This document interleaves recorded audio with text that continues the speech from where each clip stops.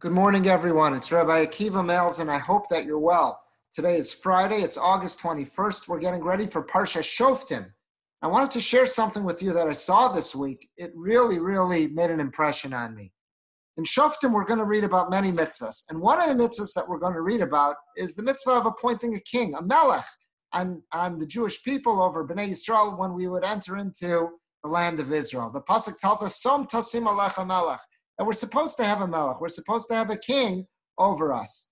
The Torah tells us about some unique mitzvahs which apply to a melech. The Torah says, Rak lo yirva lo susim, he shouldn't have too many horses, v'lo yashiv esam mitzrayma, aman herbosos. And because that'll draw Bnei Yisrael back to Egypt. That was the horse trading capital of the world at the time. And if a king was to have too many horses, that would it would be inevitable. The Jews would end up returning to Mitzrayim to run this horse trade. And therefore, it says, don't have too many horses. Hashem doesn't want us back in Mitzrayim.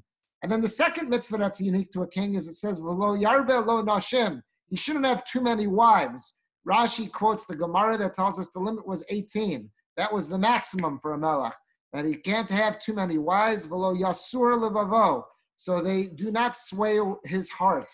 If there was too many wives, something could go wrong, idolatry could slip in there, wouldn't be careful who he was selecting as a wife, and that could cause problems.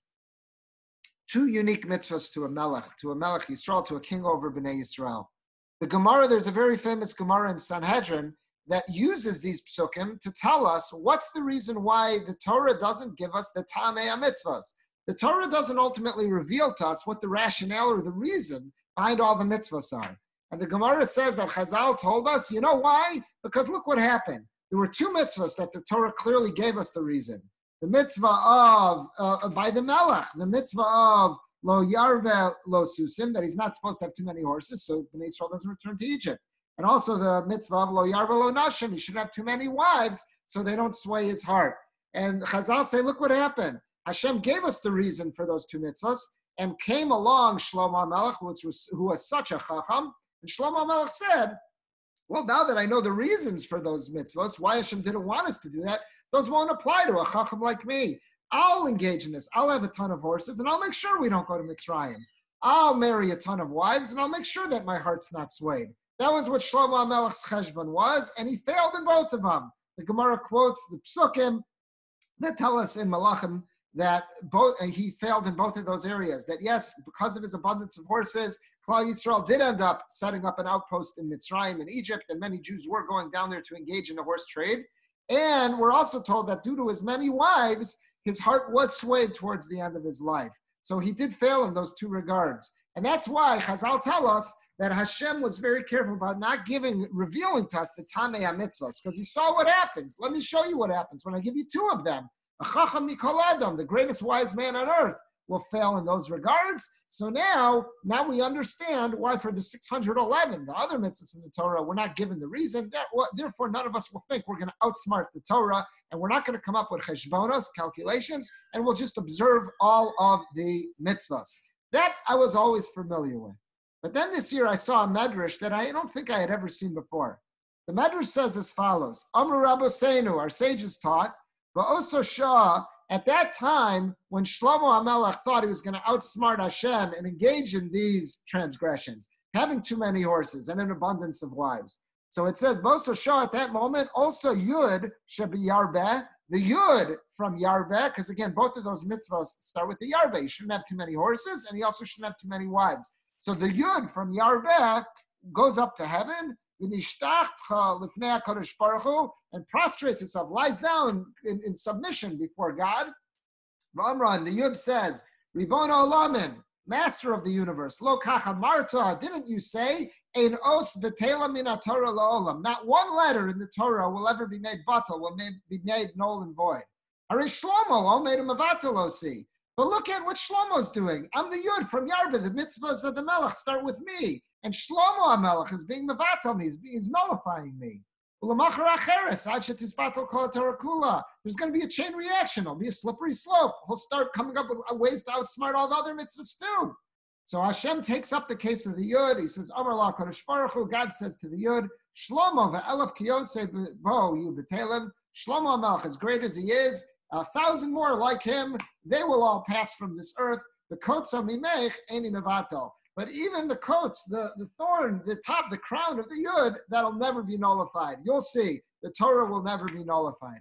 It's an amazing medrash, and how it's supposed to be understood, you see Mefarshim dealing with this.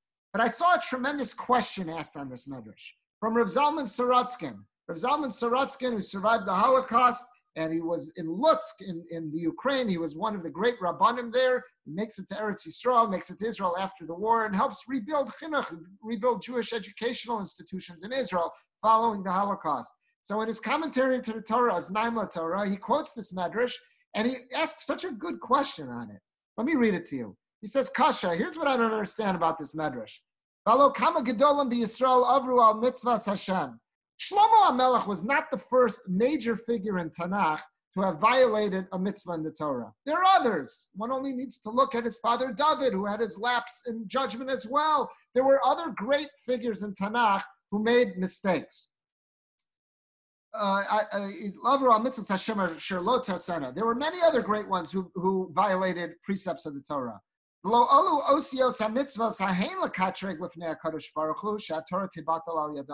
And we find no other medrash saying that the letters from those mitzvahs went to complain before Hashem. What was so unique about what Shlomo HaMelech did? This is the only time we find a medrash saying something like this. That when Shlomo HaMelech wanted to engage in abundance of purchasing an abundance of horses, marrying an abundance of wives, the Yud from Yarbeh goes to complain before HaKadosh Baruch Hu. Why is it we don't find such a concept by any of the other Gedolei Tanakh, the great figures of Tanakh, who erred and violated some aspect or a mitzvah here and there? Why don't we find any medrash saying something similar? What's so unique about Shlomo HaMelech?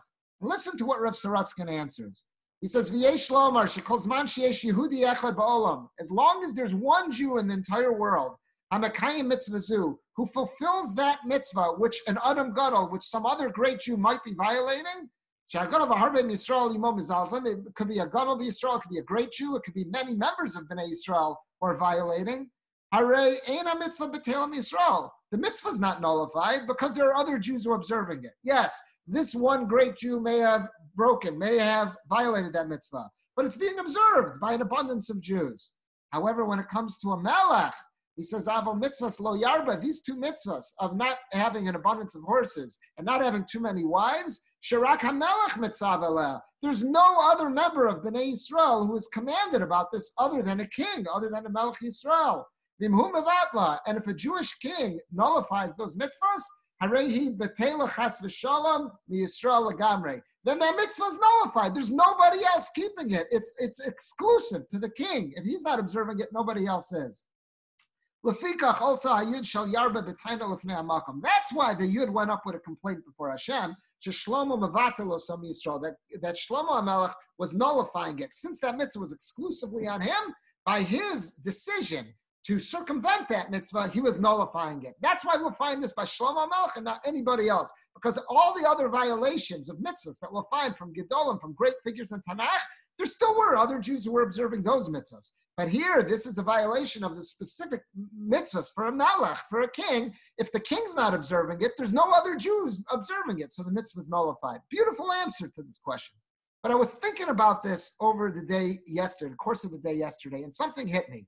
I think there's a deeper lesson in what Rav Sorotskin's telling us. Rav Sorotskin is telling us that when there's a relationship that's exclusive between the two parties, the failure of either side to live up to his or her commitments carries devastating consequences. That's what he's saying. Since Shlomo HaMelech, this is an exclusive mitzvah, just on a melech. If Shlomo is not living up to his commitment, there's devastating consequences. And that's why the Yud is complaining.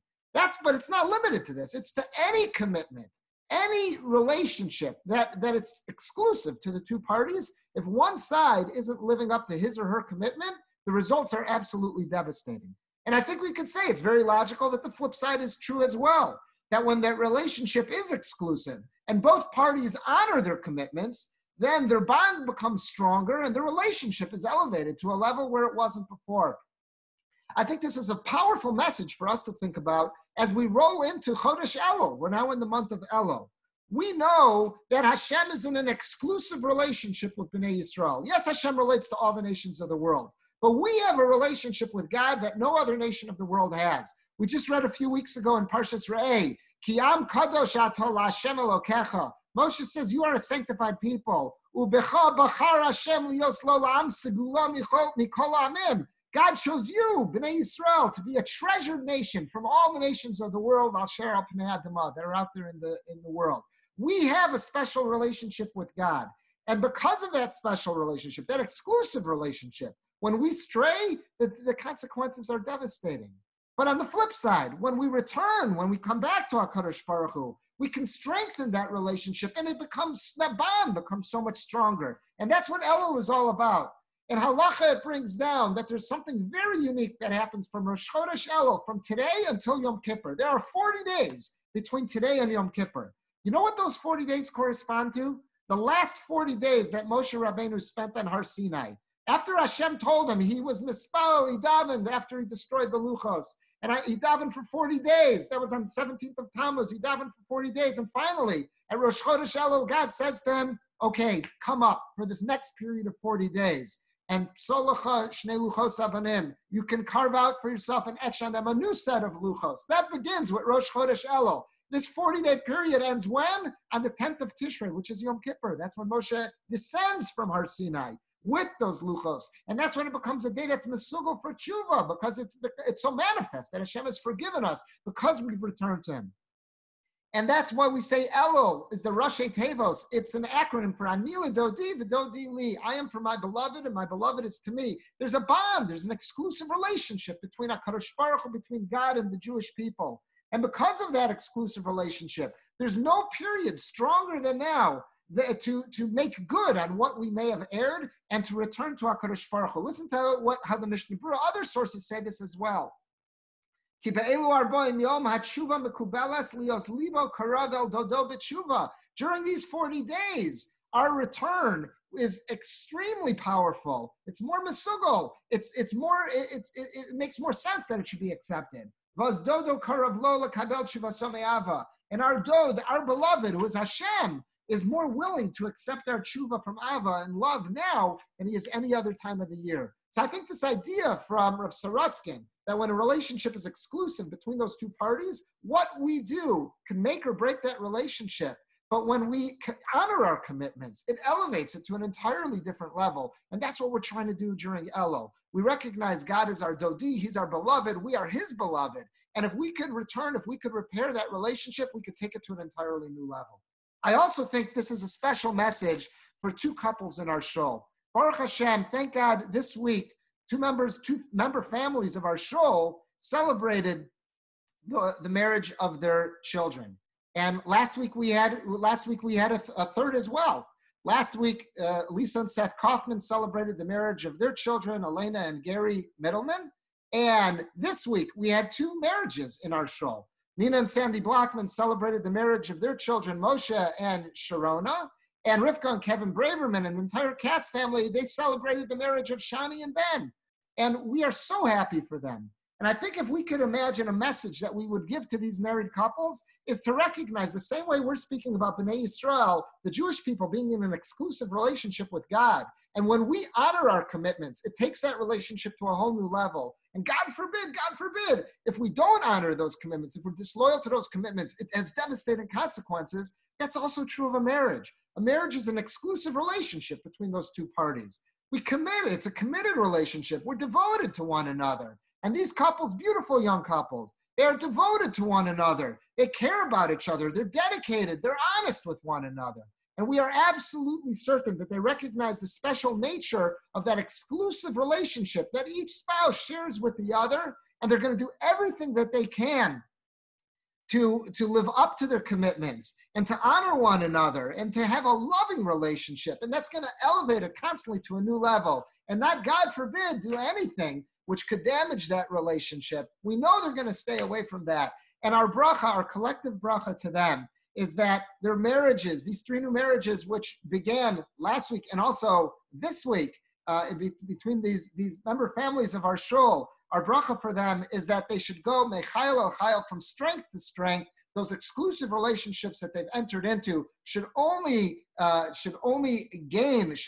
be elevated between the commitments that they honor to one another, and they should only share nachas. Also want to take this moment to wish a mazel tov also to the Kuttner family. They have a grandson who was married this past week. That was Aaron and Hannah Usher of New York. They were also, and our bracha is the same to them, that exclusive relationship that they've entered into should constantly be elevated. And HaKadosh Baruch Hu should answer our prayers. And we should look at these couples for inspiration. Just like we look at them and we see them saying to each other with loving eyes, Anila Dodi v'Dodi Li, they respect one another. They understand that the exclusive relationship that they've entered into together, each one of those couples, is something which has to be honored, and they're going to work on to make certain that they're fully respecting one another and sharing each other the devotion that they so deserve. That should inspire us with our relationship with HaKadosh Baruch Hu. In this month of Elul, what a way to go into Elul, looking to these couples for inspiration, that we should honor our commitments and our exclusive relationship with, as Bnei Yisrael, with HaKadosh Baruch Hu. We should return to Him, make the most of this Elul, and that relationship should grow stronger and stronger. Have a good Shabbos, everyone, and a great big mazel tov to each of these families, to the Bravermans and the Katzes, to the Blockmans, to the Kaufmans, and to the Kuttners. A great big mazel tov. Have a good Shabbos, everyone.